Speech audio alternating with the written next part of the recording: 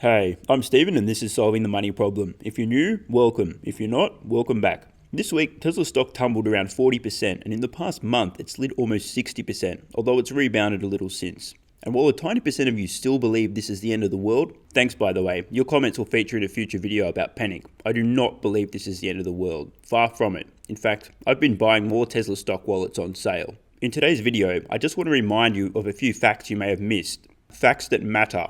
Before we dive in, I can't say the actual name of this health thing because YouTube will demonetize this video. Instead, I will call it a donut. Don't read into this, okay? It's a replacement word. It's arbitrary. What it means is not important. I'm not downplaying anything. If you're looking for something to get butthurt over, this is not it. And once again, I'm a long-term investor. Everything I say is through this lens. With that out of the way, it's time to remind you of a few things that matter. Tesla is production constrained. Since its very first vehicle, the 2008 Roadster, Tesla has never been able to produce enough vehicles to meet demand. This is such an important point, I would like you to gently but firmly slap yourself in the face as I say it one more time. Ready? Tesla has never been able to produce enough vehicles to meet demand. If you're production constrained, like Tesla, you have a buffer, a safety net. Imagine there's 25% more demand than Tesla can currently meet. If demand falls by 25%, Tesla will still sell every vehicle it makes. Tesla is coy on sharing exact order backlog numbers, so I have no idea if demand is 1% above production, 10% or 100%. But the point is this. Tesla is one of the few companies who currently has more demand than it can meet, and this has been the case for over a decade. If demand falls but remains in excess of production, this is literally a non-issue.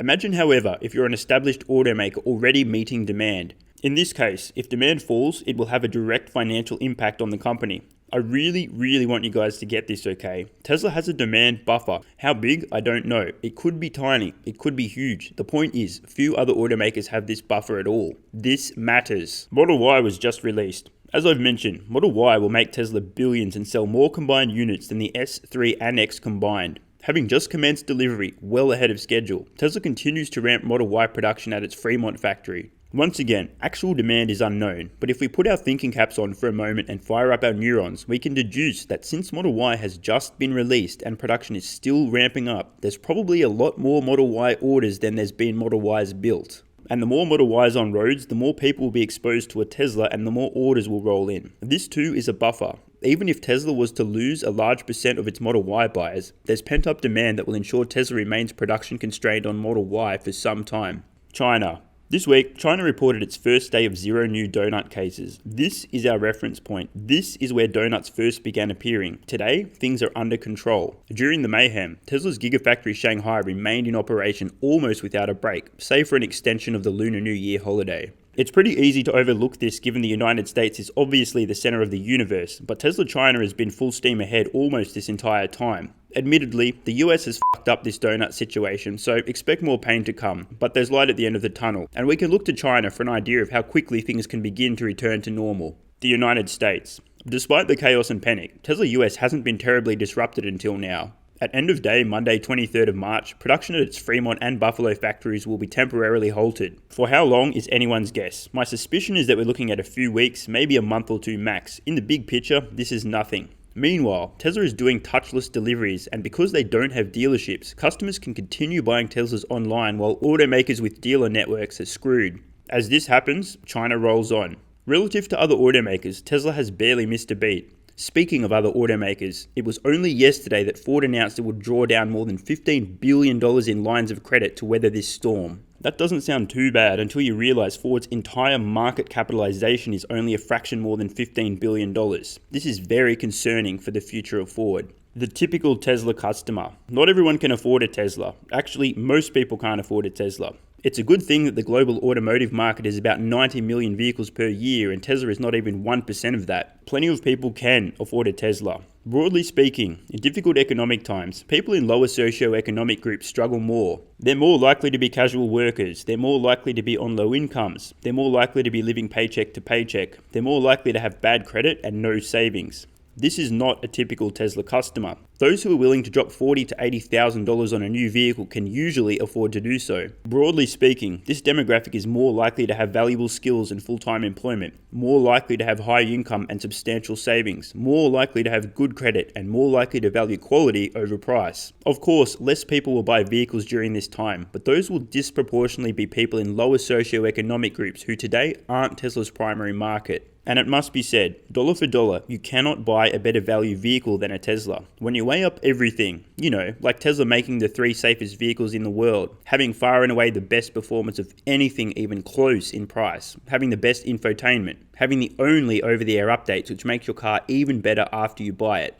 having the most efficient battery and powertrain meeting incredibly low running costs and countless other standouts, you just can't get an equivalent vehicle for even close to the price. I believe those who begin to pinch pennies but still want a great product will invariably find themselves comparing BMW, Mercedes and Audi to a Model 3 and realizing there's no contest. I'm calling it now. Tesla will gain considerable market share within its respective automotive categories in the next few years. Luxury automakers should be concerned. Their products are inferior on a dollar for dollar basis. That is not a good place to be. And then there's Cybertruck. If you haven't already, check out my Cybertruck is Engineering Genius video for a rundown on this incredibly disruptive product. Rumour has it that there's well in excess of 500,000 Cybertruck reservations. Once again, we find ourselves that the Tesla has never in its history been able to produce enough vehicles to meet demand point. Play along for a moment. Just imagine that half of all Cybertruck reservations vanished overnight. That still leaves Tesla with over 250,000 reservations. How long, realistically, do you suspect it would take for Tesla to make 250,000 Cybertrucks starting today? Great question, Stephen. I don't know, 2 years, give or take? Great. That means Tesla has a gigantic demand buffer. I hate to harp on about this buffer, but it's so important. Tesla has just released the Model Y. It will surely be months, if not a year or more, before Tesla can make enough Model Ys to meet demand. That means increasing sales. Even if total demand has fallen, Tesla will still sell more vehicles in 2020 than in 2019, and more in 2021 than 2020. Why? Because Tesla still cannot produce enough vehicles to meet existing demand, even as they massively expand capacity. Never mind the fact that the underlying EV market itself is growing. Add Cybertruck into the mix and we can see Tesla has a huge safety net. Even with the possibility of greatly decreased demand, Tesla is likely to sell every vehicle it makes for some time.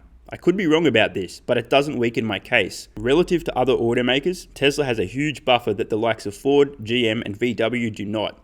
A decline in demand is only a problem when you are already able to meet demand. As I said earlier this week, the inevitable transition to EVs is still happening. Tesla's stupendous lead in battery and powertrain technology still remains. So too their unassailable full self-driving data lead and their engineering talent lead. In my opinion, the recent tumble in Tesla's stock price is an absurd overreaction based on panic and fear, not reason and logic. That's why I've been buying Tesla stock this week. With my long-term view, it's just too good to ignore. And speaking of stocks, until the end of this month, WeBull are offering 2 free stocks valued at up to $1,400 for new users in the US who open an account and deposit any amount. So if you'd like to help out the channel and get 2 free stocks, free stocks, check out the link in the description. During tough times, innovative and disruptive companies fare best. Tesla fits the bill, and in my not so humble opinion, I suspect we'll see Tesla gain even more market share in the donut fallout.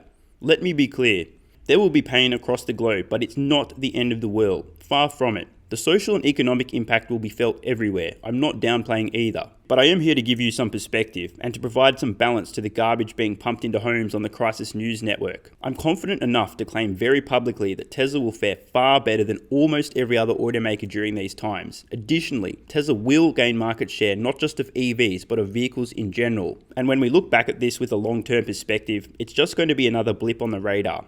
The numbers that matter most are not total vehicle sales. What matters most is Tesla's market share.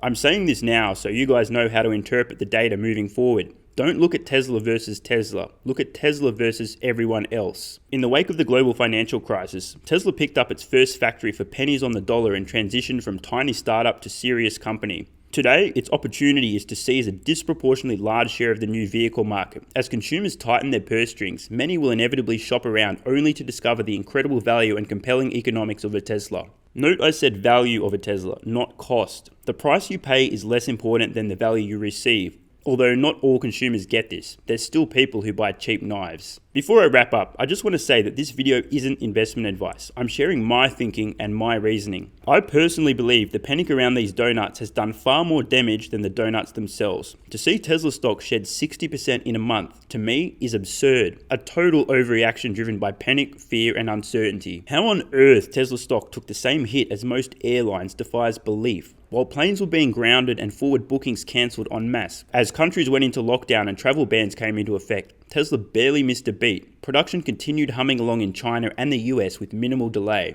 And that is why I chose to buy up big while the opportunity presented itself. Are we past the worst of it? I don't know. How the market reacts is irrelevant to me. What's actually happening is what I care about. In my opinion, the reaction has not matched the reality. For me, this has been a great buying opportunity for Tesla stock. I have more limit orders in place, but if I'm being honest, I doubt they'll ever execute. It would take another surprise of a similar magnitude to get there. Am I calling the bottom for Tesla stock? No. Anything could happen tomorrow. But my money is where my mouth is. Remember, with uncertainty comes opportunity. Regardless of whether you're in the stock market or a curious observer, this period will teach you more about investing in human psychology than just about anything else. Take notes. Pay attention to sentiment, to what people are saying, to the media. Watch how people behave. Watch the market move and react. Watch the people saying this is worse than a world war. The people stockpiling toilet paper, the people who panicked and sold stocks on the way down for a loss. And as you do, pay equal attention to the other side, those who don't think this is the end of the world. Listen to what they say and watch what they do. When the dust settles, compare notes. Was it different this time, or was it just another one of those? This may be your most valuable stock market lesson of all time. Don't sleep through it. I'm Stephen Mark Ryan, this is Solving the Money Problem, and I love you all. Thanks so much for watching. Let me know your thoughts in the comments below. Do you agree or disagree? Did you buy or sell any stocks this month? Do you believe Tesla will gain market share in these tough times? And of course, if you have any ideas for future videos, let me know. I read all your comments. PS. If you're still watching, you're awesome. This channel has kind of blown up since it launched, and I'm working on making the best possible content for you guys, but it takes time. Consider supporting the channel at patreon.com/solvingthemoneyproblem so I can continue creating content for you guys. There's a link in the description. Either way, the best kind of support is you being here and watching, so thanks again.